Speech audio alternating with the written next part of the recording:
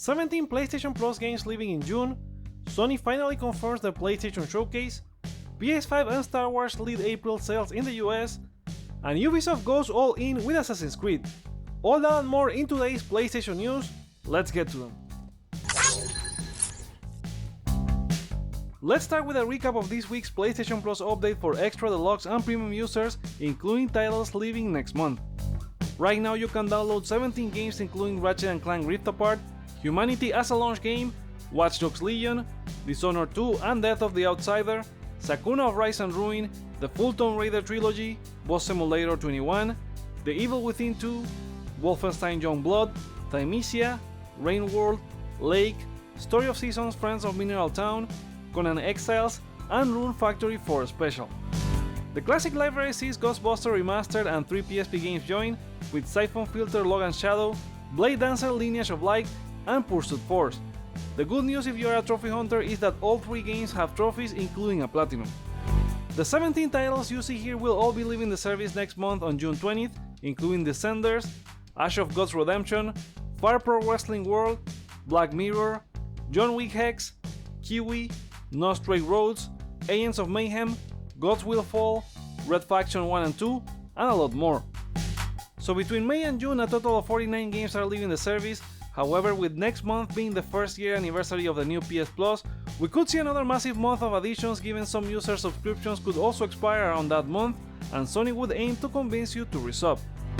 The next PS Plus update should be on May 24 when we'll learn the monthly games for June, but given they don't go live until June 6, there's a chance Sony announces them later in the month, or maybe in that rumored PlayStation Showcase.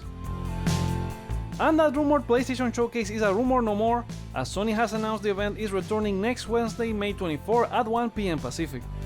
It will run a bit over an hour, focusing on PS5 and PSVR 2 games from top studios from around the world, including several new creations from PlayStation Studios, third-party partners, and indie creators. Christian Svensson, VP and head of global third-party games at Sony, has reinforced this on Twitter. So this is it, the big one that will start Phase 2 of PS5, unveiling several new games including the likes of The Last of Us Factions, or gameplay reveals for Spider-Man 2, and maybe even Death Stranding 2 since Kojima posted he met with the ex-dev team from PlayStation this week. Plus there are more rumblings about the Metal Gear Solid remake from VGC's Andrew Robinson, who said he hopes PlayStation fans are geared up for this. Robinson is one of the first who said the game was in the works with a possible reveal at this showcase. What games confirmed or rumored are you looking forward to seeing there? Share with us in the comments below or vote in the poll on the community tab. Before the showcase, PS5 had another great month this past April in the US as per the Circana results from Matt Piscatella. Sony's console was the best-selling hardware when accounting for dollar sales, however it was the Nintendo Switch that took the crown in units. Both consoles experienced double-digit percentage growth, offsetting declines for other platforms, for a total of $367 million, the highest for April since 2020, and 7% more than last year. Year-to-date hardware grew by 18% when compared to the same period last year, with the PS5 also leading in this segment in both units and dollar amount. PS5 had been leading for the past 3 months since overcoming the hardware shortage, but Sony finds a new challenge here from the new Zelda OLED bundle, which according to Piscatella had a huge impact.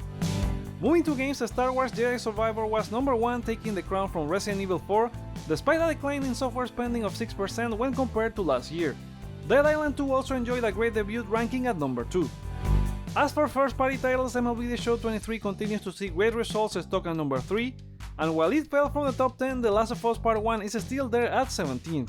Total software sales for April totaled $3.6 billion. Year-to-date is a different story, with Hogwarts Legacy still leading the best games sold of the year so far, followed by Modern Warfare 2 and Resident Evil 4, although Star Wars managed to place itself here at number 4 and Dead Island 2 at number 6. First-party games fare much better here, with MLB The Show at 5th, The Last of Us Part 1 at number 11, followed right after by God of War Ragnarok. Finally, for accessories, the DualSense Edge was the best-selling one for both April and year-to-date sales, however there wasn't any growth in the overall segment with only 158 million total. All that leads to a month of April that saw $4.1 billion spent in the US in gaming, a 5% drop against April 2022. Year-to-date total is sitting at $17 billion, which is also a drop but by 2% when compared to the same 4 months last year. Despite the lack of growth for the business, it was an exciting month for new releases and big brands like Star Wars or returning IPs like Dead Island. May is a little bit slower on the PlayStation side, as I guess many publishers try to avoid Zelda, but there's more to come this June with Final Fantasy XVI, and I imagine Sony would also expect a boost in hardware if those PS5 quote-unquote slim rumors become true. Ubisoft is going all in with Assassin's Creed according to the latest earnings call. They currently have 6 games in development for the franchise with 2,000 developers working on the IP, out of a total workforce of 20,000, which they expect to increase by 40% or about 800 more employees by reallocating them from other projects. It makes sense given that after Mirage they have 3 big Assassin's Creed games with Red, Hexa, a multiplayer and the Infinity platform, but hoping creatively it doesn't end in burnout. One of the 6 Assassin's Creed games is Mirage, as I just mentioned, set to be released on PS4 and PS5, and while Ubisoft didn't give a release date, another data mine points to October.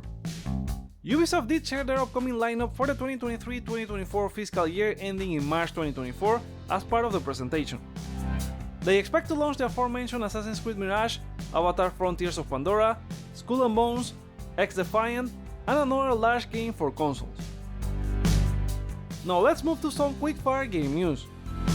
After God of War Ragnarok, we are not sure what Santa Monica is working on, but it appears it was enough to make PlayStation Studios boss Hermen Hulst feel inspired after his most recent visit to the developer.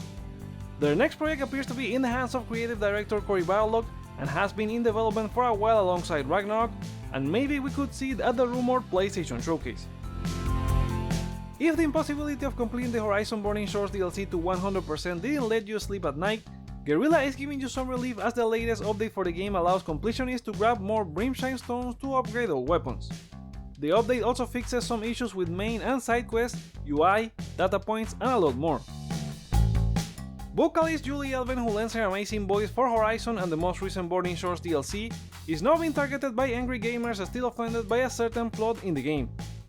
Despite that, she said that the positive comments she receives outweigh the negative ones, and she stands with Guerrilla in their decision to have that scene and is proud to be a part of it.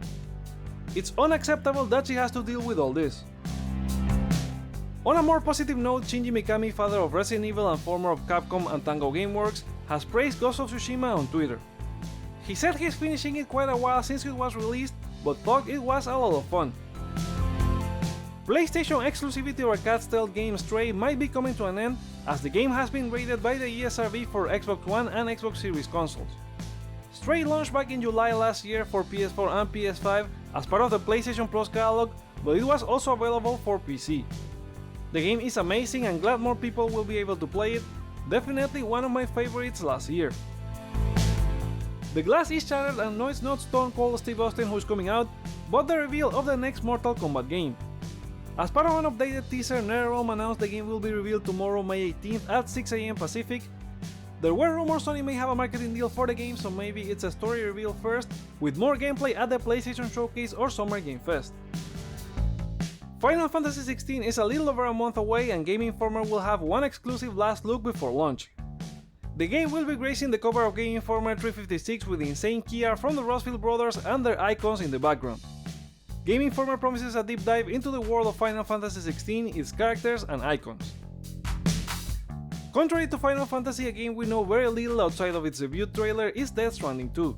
Actress Elle Fanning will be a major character in the game and spoke about it in a recent interview with Josh Horowitz. She has not done full mocha but has some familiarity. She didn't know it was going to be full emotional scenes that also had Hideo Kojima asking her to cry. She has seen her model, which looks really cool, and while she's not a gamer, Kojima sent her a PS3, maybe a slip up there. SEGA could be one of the latest publishers joining the $70 games trend for this generation. As part of their most recent financial report, they mentioned that the $60 pricing for AAA games has gone for many years, but with some titles sold at $70, they would like to review prices for games they believe are commensurate with price increases while keeping an eye on market conditions. So it sounds like it's not for all SEGA titles, but maybe some of them will carry that tag in the future. We have some news about Spider-Man in Fortnite. Specifically Miles Morales, as the game's official account posted a video with the teaser Where's Miles. The character's arrival to the game, as per iFireMonkey, one of the popular leakers for the title, could be between May 18 to June 18. After several beta phases, Blizzard is very confident that Diablo 4 won't be broken upon release this June 6. Associate Game Director Joe Pipiora spoke with Eurogamer about it, and he said that the previous tests are not marketing betas, everything about them is about getting data to make sure the launch goes smoothly. and in their most recent server slam they found backend issues that would have affected the game at launch. Blizzard may guarantee Diablo won't break, but they will be breaking their PvE promise to Overwatch 2 players. As part of a recent studio stream, executive producer Jared Noss said development on the PvE experience had not made the progress they had hoped, and the effort to pull all the amazing content they work on together into a Blizzard quality experience they can ship to gamers is huge, with no end in sight. As a result, PvE content like missions and stories will be part of future seasons for the PvP mode. In some very sad news, Brendan O'Brien, who provided his voice for the original era of Crash Bandicoot, has passed away at the age of 60. His death happened in March this year, but his family is reporting it now through an obituary on the Legacy.com website. The official Crash Bandicoot Twitter account shared their condolences to his loved ones, reminding the incredible talent he brought as Crash and other Crash characters. Our deep thoughts are also with his friends and family. As for new release dates, crime boss Rockay City, the FPS game based on organized crime and turf wars, is rumored to be making its way to consoles on June 22nd according to leaker Bill Kun. The game was released on March for PC to a dismal 52 on Metacritic, and good luck going against Final Fantasy XVI. Telltale Games is bringing the adaptation of the Expanse as an episodic release starting July 27 for both PS4 and PS5, with future episodes releasing every 2 weeks, and it doesn't require previous knowledge of the Netflix show. Pre-orders start on June 1st with either the standard for $40 or the deluxe edition for $45, giving you 24 hours early access, and the deluxe edition providing future DLC. Nicolas Cage is set to play himself as a DLC character for the horror game Dead by Daylight. Behavior Interactive only released a teaser with more details to be shared during the game's 7th anniversary on July 5th. And those are the PlayStation stories for today. Come back on Friday for a new video, but remember to share your thoughts on any of this news in the comments below, like or dislike to let me know your feedback, check out other videos you may enjoy while you're here, and consider subscribing for more on PlayStation. Thank you so much for watching, my name is Joseph, this is Hype for Games, and let's get hype!